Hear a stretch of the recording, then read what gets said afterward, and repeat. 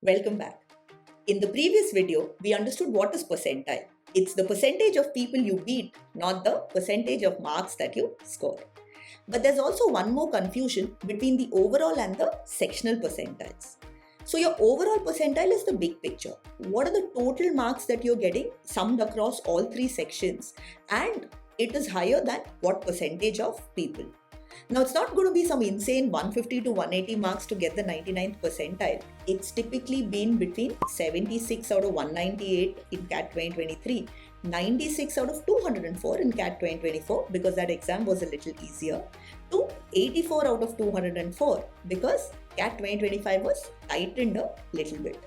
So these are varying because the number of test takers change, the number of total questions change, but primarily because the difficulty level changes. So in those 2 hours, how many questions can the top 1% or the top 10% solve? So that's obviously, the big picture, the big part of it. But remember that 20 out of 21 IIMs also have a sectional cutoff. So which means they don't just want you to do very well overall, and which you can do by focusing on your 1 or 2 strong sections and getting really good scores here. But they also want you to get a certain minimum in each section.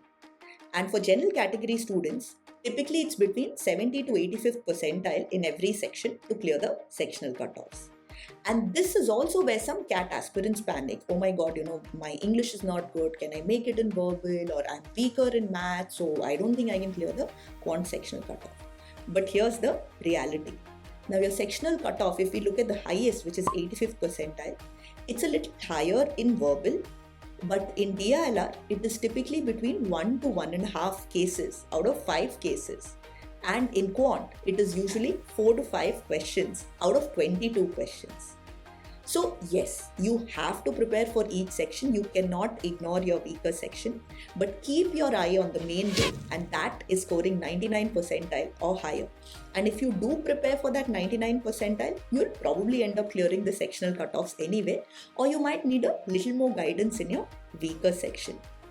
But the overall score is what you have to chase. So make sure that you start early and you prep consistently.